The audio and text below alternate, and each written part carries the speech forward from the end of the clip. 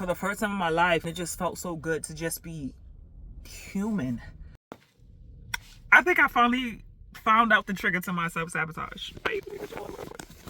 Oh my god, this might be a long video. I might have to do like 7 or 8 parts or whatever. Oh my gosh.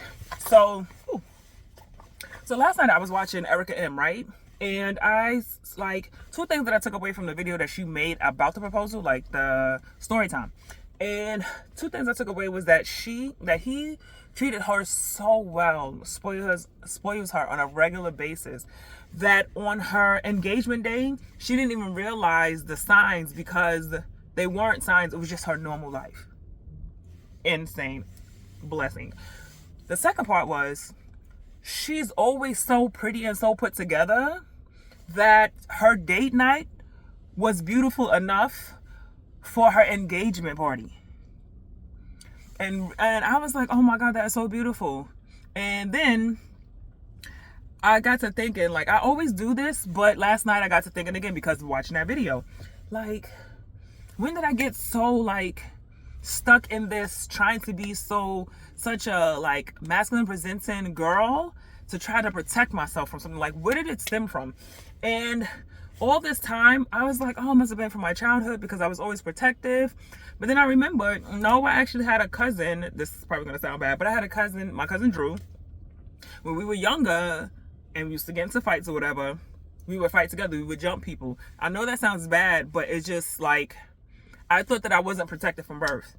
And even if you have that one person that protects you, that's that one person that protects you. And me and Drew protected each other until like from elementary school up until high school. So I think we went to separate high schools. So me saying that I used to be protected in my childhood from my cousins or whatever because I thought it was like a daddy issue. The fact that, you know, my father necessarily raised me, but I was around, I had guy cousins, uncles and stuff like that did raise me. So granted, you don't have your father there, but you did have a father figure that protected me. And the whole time I'm thinking I'm behaving this way because of daddy issues or whatever, even though I've dealt with my daddy issues or whatever, but I thought this one area of not being protected when I was young by a man is why I was like that. But I actually was protected when I went back and thought about it. So then I was like, wait a minute, that's not the trigger that caused this to start.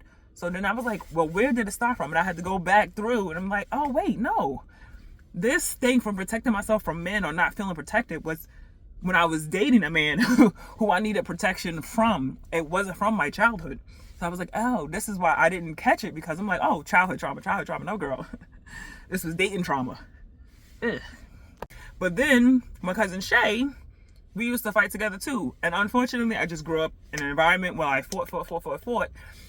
And the reason why I'm saying this is because for so many years, like for the last, let's say 6 or 7 years, I've been like noticing that I've been self-sabotaging. I got tired of being pretty. I got tired of being looked at. I noticed because during 2020, when you have masks on and hoodies and everybody was, you know, just not, I guess, putting their best on, I became invisible. Like for the first time in my life, men weren't turning around looking at me and stuff like that. And it just felt so good to just be human, right? So I was like, okay, so it didn't come from my childhood, because I started thinking last night, I'm like, it didn't come from my childhood because I was protected by my cousin.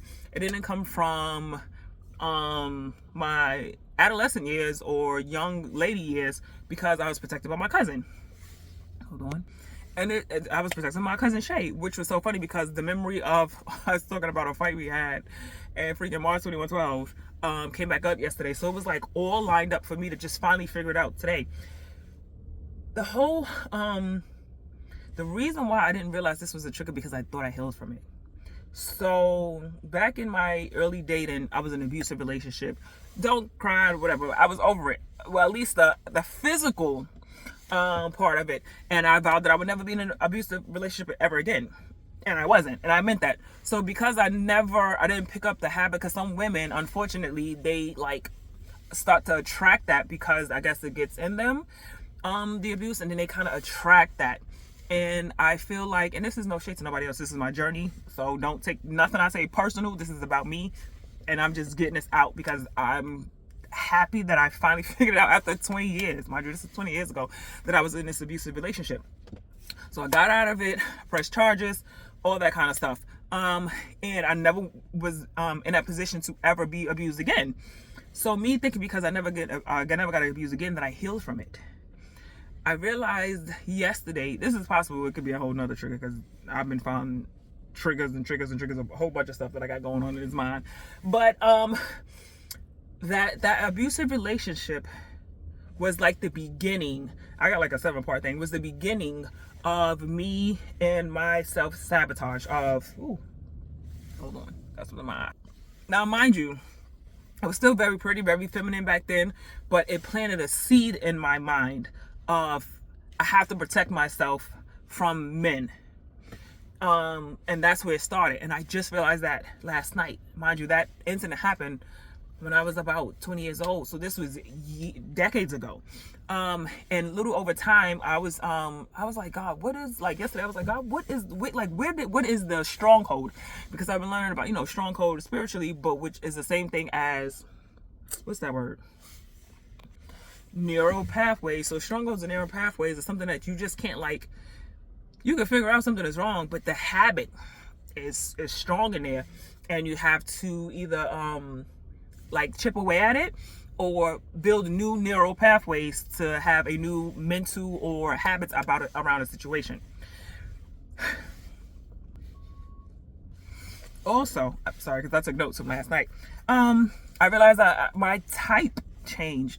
So I used to date, my ex was that the abusive one was really handsome. Like I used to have really, fine exes, and after that I didn't even realize, because you know that song, I like my something and mixed with a little bit of ugly, whatever. So I mixed with a little bit of ugly. I was like, yes, that's my type. And I was like, that actually wasn't my type. It became my type out of survival, because for some reason really handsome men have a problem with rejection. Like, they don't take it too well.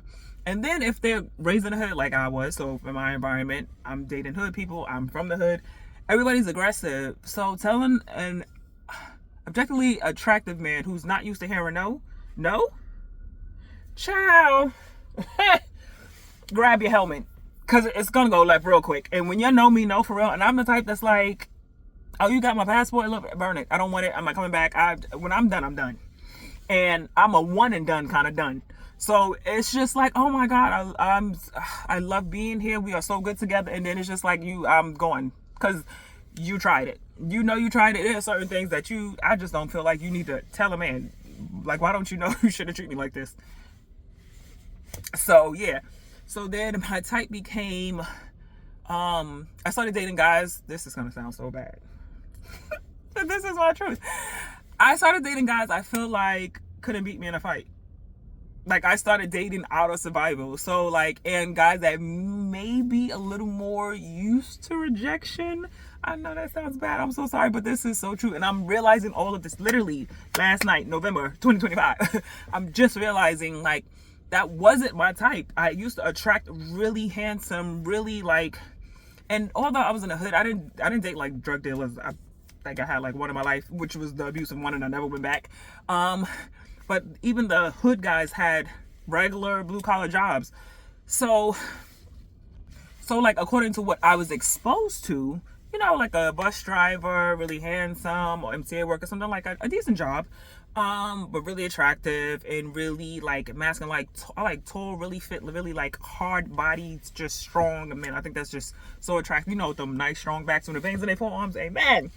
And then I started dating guys who I feel like if we got into it, I'm definitely winning this fight. Because mind you, I'm 5'8", and I've been fighting for my cousin since I was 6 years old. And I really do got hands. I ain't fighting a long time child, and I'm calling cops now. I'm too old for that. But like, I started dating men who I feel like I could beat and who were okay with rejection. So you won't be going around with my ass if I don't want to be with you anymore. And then oh my God, so I'm realizing something right now in this moment.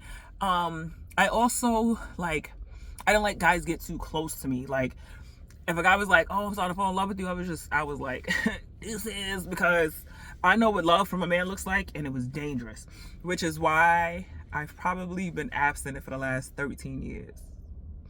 and God tells me all the time, there's no reason a woman like you should be single and for this long. Now mind you, I know I look hit in this video, but hopefully after this revelation I can go back to, I won't feel like pretty is a threat to my life. Damn, that hurt to say. Whoa. Okay, hold on, let me see. I really just spooked myself because I didn't realize that too just now. Oh my God. So yeah, this self-sabotage thing has been, I mean, in my defense, so I give myself a little bit of grace, I had to survive. So I started dating and behaving in a way to survive. Now granted, it was the Lord, because I had to call those people that, you know, be those people to deal with those people, but then God dealt with it. My ex got shot twice. You might say like, God probably forgives. Nah, God protects his own, and you whipping on me for something I didn't do anything to you, and you, because I don't want to be with you anymore because you cheated on me, you gonna hit me? Absolutely not. Okay, so this is 10 minutes and this is like, I don't know, I'm gonna say paragraph 1. I got like 6 more reasons why I started self-sabotage, all in this same topic.